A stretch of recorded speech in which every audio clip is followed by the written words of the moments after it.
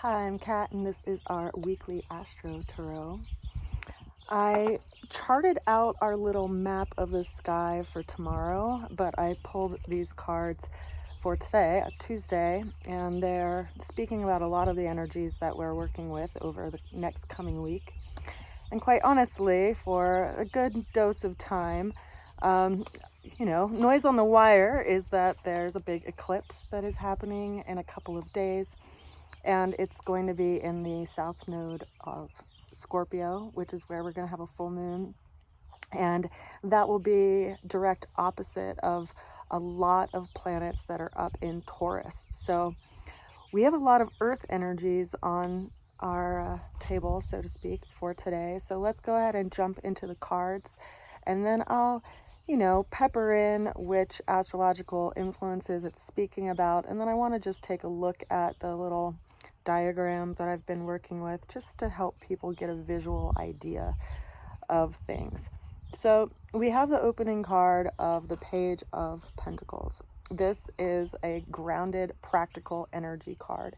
It's associated with the sign of Virgo, and Virgo has this quality of assimilating information and breaking things down into practical matters. So you may be finding yourself in a situation where you just need to kind of skim the fat and see where it's most useful to put your energy and time and effort, and that could be taking your attention to day-to-day affairs and how you tend to yourself and what your daily routine is. The challenge that we have showing up on the table is the Two of Pentacles, which we see someone who's holding on to two large coins, and they're balancing on this tightrope with this body of water that's swelling behind them. And in a lot of ways, it's asking us to really look at what we value and how to balance the things that we value as we move forward. Now, this could be posing as a challenge because perhaps some of the things that we value take us away, take our attention and effort and resources away from other things that we value. And so we have to remember that if we lean too hard into one or another, we are more than likely going to fall off this little tightrope that we're walking on. So it's important to keep in mind where we're going as we measure, where we put our effort and where we, can balance out our day-to-day affairs. Now, the way to get through the challenge came in as the Nine of Pentacles. So far we have 3 earth-based energies on the card. Now, this is a pretty positive card in a lot of ways. It's talking about completing some kind of material project or having some kind of success around a project. And it's interesting because when lots of energy starts to move and shift, it does really cause us to reevaluate what is most pressing and what's the biggest priority and where we need to put our attention and time. And there could be some really serious deadlines that are coming up that are, making you put your effort toward them. Now, the ultimate outcome came through by way of the Queen of Pentacles, clarified by the Cosmos card, which is also known as the World, further clarified by the Lovers. Now, so far, we have all of these cards on the table, and anything that has any kind of a suit has a pentacle on it, and that is the earth element by way of the tarot, and symbolism just in general. Now, why that's so interesting to me is that we have a big confluence of planets in earth energies right now. We have the sun up in Taurus, we have Mercury retrograde in Taurus, we also have Uranus up in Taurus, we have our north node in Taurus, and Jupiter is getting ready to move into Taurus. Now, to just put this into a little bit of perspective, and to consider that the planet that governs Taurus is Venus, and Venus is in the sign of Gemini right now, and the planet that governs Gemini is Mercury, and Mercury is over in Taurus. So those two planets are in each other's houses, so to speak. And the energies that we have on the table by way of the cards are all of the earth element governed signs, as well as the sign of Saturn and this sign of Mercury or Gemini, depending on how you look at the Lover's card. Now, when we look at those energies, Saturn is in the very beginning degrees of Pisces right now. And Saturn is a planet that brings authority and responsibility to an area. And Pisces is a sign that tends to have the deepest depths and the highest highs. It's closest to God, and it's where a lot of things go to dissolve and to be worked over before they get reborn again. And there's a few different other things that are associated with Pisces, but Pisces has just had Jupiter and the planet Neptune, which govern Pisces, go through its sign. So it's brought a lot of dreaminess and a lot of unknowns and things that are kind of in the realm of illusion into our world, and possibility in that place as well. Now, having Saturn move into Pisces is like having a father figure or some authoritarian figure come into that house and tell us that things need to be put in order just by their presence alone. And I say that because Saturn right now, because it's in Pisces, this is in a trine relationship with this South Node placement, which is at the beginning degrees of Scorpio. And Scorpio, that South Node, is about to have a huge eclipse go through it by way of the full moon at 15 degrees of Scorpio, and that will be in direct opposition of Uranus. Now, Uranus has been up in the sign of Taurus since about 2019. It takes 84 years to go around the whole zodiac or celestial sky.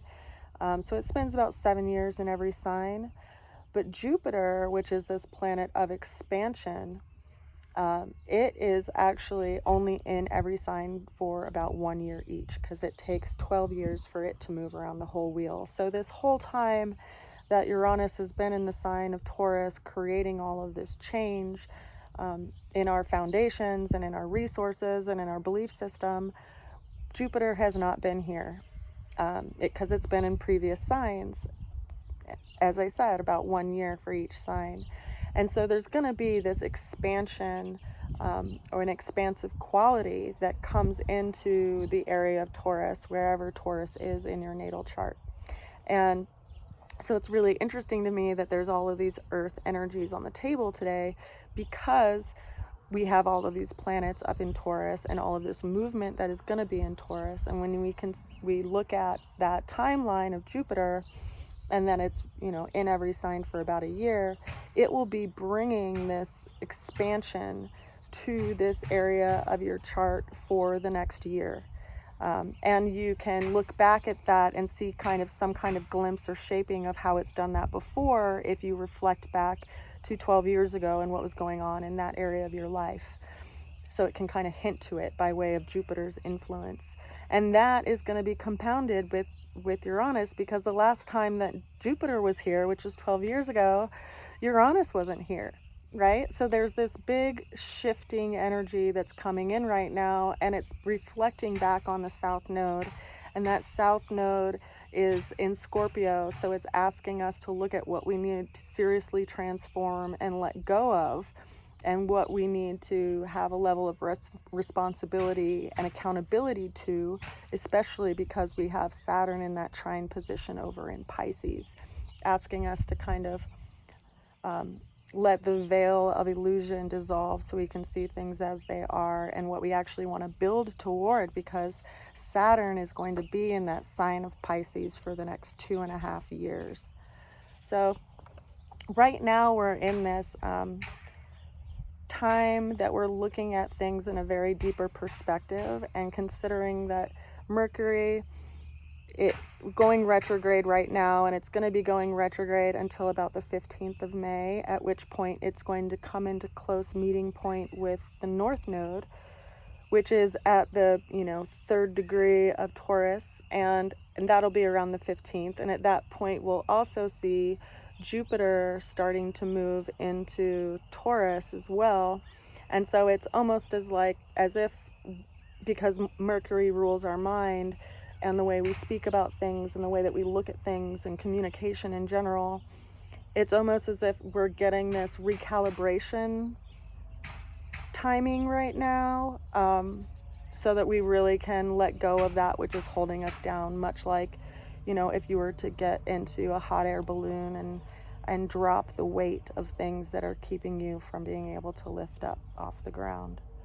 So there is a lot of shifts happening, and there are a lot of wake-up calls happening, and in a lot of ways I do believe that it's part of this you know, relationship that's going on between the Saturn and South Node relationship, and all of the energy, of course, that we have up in Taurus by way of, you know, the earth element showing up here, really asking us to look at our life path and what is in alignment with where we're going, and what kind of discipline and effort we need to put toward that to really grow something fruitful, hence the earth element. So I know this is getting to be long, but I just wanted to glance at this real quick to show you guys what I'm looking at here so that you can have a general idea. So we have over here in Taurus, we have the sun, we have Mercury, which is just a couple of degrees away from that. Mercury is retrograde right now. We have the North Node, which I don't have placed on here because I don't have that many colored pins. I need a new pin. And then we have Jupiter, which is right here at the very tail end of Aries, and it'll be moving into Taurus, and it'll be in Taurus for the next year, and Uranus will be in Taurus until about 2026. Of course, the sun will move out of Taurus by, let's see, right now it's May 2nd, so like May 22nd. The sun will move out, but we'll still have Uranus here, and then at that point we'll have Jupiter here, and they'll be there for the next year. Uranus will be there for a few years. Okay, we have Chiron over here in Aries. Chiron has been going through a lot by way of influence and what we've been looking at in our own inner wounds and our own development of self. We have Neptune over here at around 26 degrees of Pisces. Saturn is over here in the beginning degrees of Pisces. It's going to take Saturn 2.5 years to move through here, but it is what is at trine position to the South Node, which is always placed opposite position of the North Node. And so that's where I feel like what is being taken out of our lives right now is actually helping us to I don't know, have more responsibility towards our own self-development and what we need to grow and develop in our own lives. Because consider this Pisces energy is also in trine to this North Node energy. I'm sorry, sextile to this North Node energy over here in Taurus. So there's a lot of pieces of the puzzle on the table. We have Pluto over here in Capricorn. It just started going retrograde. I'm sorry, it's at like 0 degrees of Aquarius. It just left Capricorn about a few weeks ago, and it's basically at 0 degrees, and will be at 0 degrees for like the next month.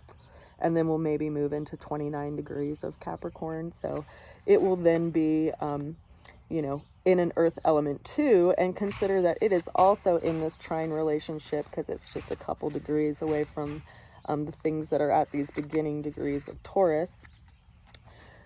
Tomorrow we'll have the moon in Libra. I did draw this map out for tomorrow. It's currently in Virgo, which honestly we have a lot of earth energies just by way of today, but the moon moves fast. So it's going to be in Libra tomorrow. It's going to be at 15 degrees of Scorpio in just a few more days, which is what's going to engage that eclipse, because we'll see the sun bumping off the moon's surface for that reflection of the full moon. And then we have Mars over here in Cancer and Venus in Gemini. So today, you know, as the sun sets, you won't likely be able to see Uranus because it's not really visible by the naked eye, but you will be able to see Venus over here in Gemini, and you will be able to see Mars in Cancer, and then of course the waxing moon. I hope the visual was helpful. Please let me know if it is. I'm still working out the details of making something that looks a little bit more advanced as far as my diagram. I send you a good wish, and I hope you are well, working through and navigating these times. If you would like a reading, or for me to look at your chart or any particular area or aspect, reach out to me at rootsofalchemy@gmail.com. Of course, I appreciate you liking and subscribing and sharing my videos because it helps other people to see them. And if something was useful that I shared today, let me know. I appreciate it. It helps me continue keeping on. And yeah, I'll see you soon. Bye for now.